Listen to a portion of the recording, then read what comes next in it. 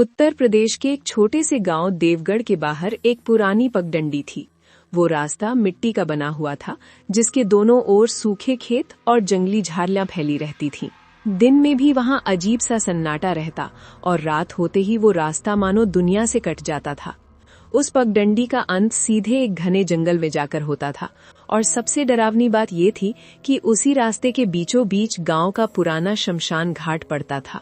गांव वालों का मानना था कि उस रास्ते पर रात के बाद कोई चलता हुआ दिखाई देता है, एक छाया, एक अजनबी जिसे लोग रात का परदेसी कहते थे।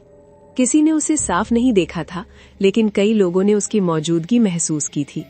कई सालों से उस रास्ते पर रात में निकलने वाले लोग सुबह जिंदा नहीं मिलते थे। उनके शव शमशान के पास या जंगल की सीमा पर पाए जाते थे। लेकिन सच्चाई क्या थी, किसी को नहीं पता। उसी गांव में अरुण नाम का एक युवक रहता था। शहर में नौकरी करता था और महीनों तक गांव नहीं आता था। उसकी माँ शांति देवी उसी पगडंडी के पास बने एक पुराने जर्जर मकान में अकेली रहती थी। एक शाम अचानक अरुण बिना बताए गांव पहुंच गया। अरे अरुण, तू अचानक? शांति देवी की आंखों में खुशी छलक आई। अरुण मुस्कुराया। सोचा माँ को सरप्राइज दे दूं। शाम धीरे धीरे रात में बदल गई। गांव में 9 बजते ही बिजली चली गई, जैसे हमेशा जाती थी। अरुण ने लालटेन जलाई और खिड़की से बाहर झांका। दूर वही पगडंडी अंधेरे में गुम थी। माँ, लोग अब भी उस परदेसी की बातें करते हैं? ये सुनते ही शांति देवी का चेहरा सख्त हो गया। उस रास्ते का नाम मत लिया कर। कुछ जगहें ऐसी होती हैं जहाँ सिर्फ इंसान नहीं, परछाइयाँ भी गुजरती हैं। अरुण हंस पड़ा। आप भी ना माँ?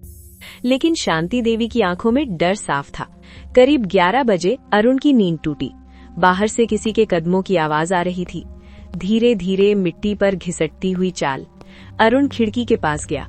दूर पगडंडी पर एक आदमी चलता दिखाई दिया। वो सीधा उनके घर की तरफ आ रहा था। दरवाजे पर दस्तक हुई। ठक ठक। अरुण ने पूछा, कौन? एक राहगीर। रात बहुत हो गई है, थोड़ी देर बैठने की जगह मिल जाएगी? उसकी आवाज ठंडी थी। कहाँ से आए हो? उसी राह से जहाँ से कोई लौट कर नहीं आता। अरुण ने बिना सोचे दरवाजा खोल दिया। वो आदमी अंदर आया। उसकी आंखें अजीब तरह से चमक रही थीं। उसकी नजर शांति देवी पर जाकर ठहर गई। कैसी हो शांति? अरुण चौंक गया। आप मेरी माँ को जानते हैं? शांति देवी कांप उठी। अरुण, इसे अंदर क्यों आने दिया? वो आदमी मुस्कुराया। मैं तो बस रात का परदेसी हूँ। अचानक कमरे का तापमान गिरने लगा। हवा तेज हो गई। लालटेन बुझने लगी। शांति देवी चीख पड़ी, जाओ यहाँ से। लेकिन तभी उस आदमी का शरीर जमीन से ऊपर उठ गया। अरुण के होश उड़ गए। वो आदमी गायब हो गया और अरुण बेहोश हो गया। जब अरुण की आंख खुली तो सामने उसका पुराना दोस्त विक्रम खड़ा था। तू ठीक है? माँ कहाँ है? रात को आग लगी थी। वो परदेसी। विक्रम की आंखें भर आईं। अरुण, तेरी माँ को मरे हुए 1 हफ्ता हो चुका है। अरुण सन रह गया। क्या? हमने तुझे बहुत फोन किए, तूने उठाए नहीं। पिछले हफ्ते उनकी लाश स्मशान के पास मिली थी। अरुण की सांसें तेज हो गईं। नहीं, वो तो कल रात मेरे साथ थी। विक्रम ने सिर झुका लिया। रात का परदेसी किसी को नहीं छोड़ता। जो उस पगडंडी पर दिख जाए वो अगली सुबह जिंदा नहीं मिलता। अरुण का दिमाग सुन्न हो गया।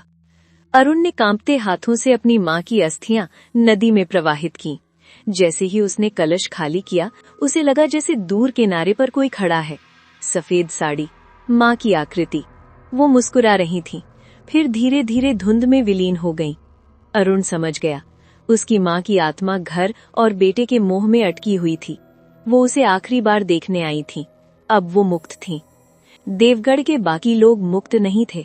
पगडंडी आज भी वही है, शमशान आज भी वही है, और रात के बाद कभी कभी मिट्टी पर कदमों की आवाज अब भी सुनाई देती है, धीरे धीरे, जैसे कोई फिर से चल रहा हो किसी अगले शिकार की तलाश में। क्योंकि कुछ रास्ते सिर्फ मंजिल तक नहीं ले जाते, कुछ रास्ते मौत तक भी ले जाते हैं। और देवगढ़ की उस अंधेरी पगडंडी पर रात का परदेसी आज भी भटकता है।